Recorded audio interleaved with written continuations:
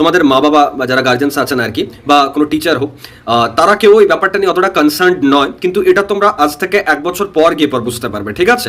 যারা এবছরে ডাব্লিউবি জেই বা নিট যে কোনো ক্যান্ডিডেট হও না কেন, এবং তুমি ওয়েস্ট বেঙ্গলের যে কোনো কলেজে ইদার বিটেক বা বিবিএ বা বিসিএ এরকম কিছু আর কি পড়াশোনা করার কথা ভাবছো, তাহলে দুটো এমন জিনিস আছে যেটা সব থেকে বেশি ইম্পর্টেন্ট।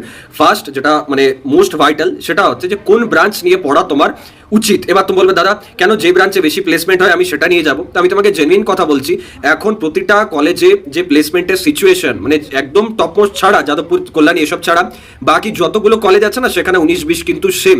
তাহলে এবার তুমি বলবে দাদা তাহলে সেখানে যারা প্লেসমেন্ট পাচ্ছে বা যারা একদম মানে ভালো মতো সাকসেস পাচ্ছে, ভিক্টরি পাচ্ছে, তারা কারা, তারা কিভাবে পাচ্ছে? তো তারা সেই স্টুডেন্টসই না যারা ওই পার্টিকুলার ডোমেনের উপর ইন্টারেস্টেড। এবার বলতে কি চাইছি, বলতে এটা চাইছি যে তুমি যেটাতে ইন্টারেস্টেড, তোমার যেটাতে ইন্টারেস্ট আসছে সেই জিনিসটা নিয়ে কিন্তু তুমি ফার্দার প্রসিড করো। জোর জবরদস্তি আরো 10 জন ওই পার্টিকুলার ডোমেন বা ব্রাঞ্চটা নিয়ে পড়েছে, আজকে কোথাও চাকরি করছে, তোমার পাড়ায় বাড়ি বা তোমার জেঠুর ছেলে, তোমার কাকুর ছেলে, এবং সেটা দেখে পর তুমি যদি দৌড়ে পর বলবে আমি ওই ব্রাঞ্চটা নিয়ে পড়বো, আমিও সফটওয়্যার ইঞ্জিনিয়ার হব, ওইটা যদি করতে গেছো তাহলে ভবিষ্যতে গিয়ে প্রবলেমে পড়বে। আমি বলছি না যে তুমি তোমার জেঠুর ছেলের মতো বা কাকুর ছেলের মতো হবে না, but there will be problems. কিন্তু যদি তুমি তোমার ইন্টারেস্টের সাথে এগো তাহলে হবেটা কি, অটোমেটিক বাই ডিফল্ট না তোমার হার্ডওয়ার্ক ভেতর থেকে আসবে, এবং যেখানে ইন্টারেস্ট থাকে সেখানে অটোমেটিক্যালি হার্ডওয়ার্ক আসবে, আর হার্ডওয়ার্ক যখন আসবে রেকলেসলি তখন সেখানে সাকসেস আসতে কিন্তু বাধ্য। তো আমি এটাই বলবো যে আগে এটা দেখো যে তোমার কিসে ইন্টারেস্ট আছে।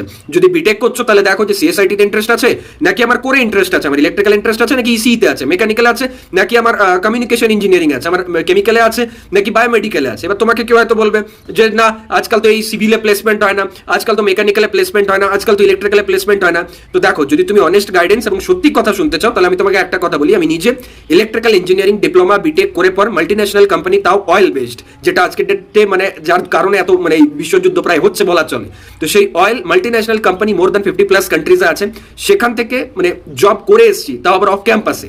তো I have decent experiences and I can tell you a lot about core companies. কোরে প্রচুর অপরচুনিটিস আছে, এবং পুরো এই ওয়ার্ল্ড যা কিছু সিস্টেম চলছে না সেটা কোর ইঞ্জিনিয়ারিং ছাড়া এক্সিস্ট করে না। বাস্তব কথাটা হচ্ছে যে কোরে প্লেসমেন্ট নেই এটা নয়, কোরে ইজিলি প্লেসমেন্ট নেই না, পড়াশোনা করে প্লেসমেন্ট নেই, যেটা আইটিতে কম্পারেটিভলি ইজিয়ার।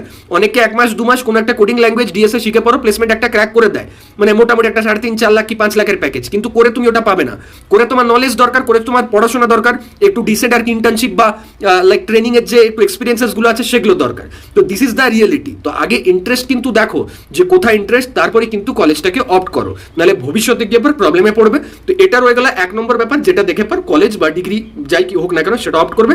সেকেন্ড যে পয়েন্ট আছে সেটা রিলেটেড আমি অন্য ভিডিও বানাবো, তোমরা যদি চাও কমেন্ট করে জানাও।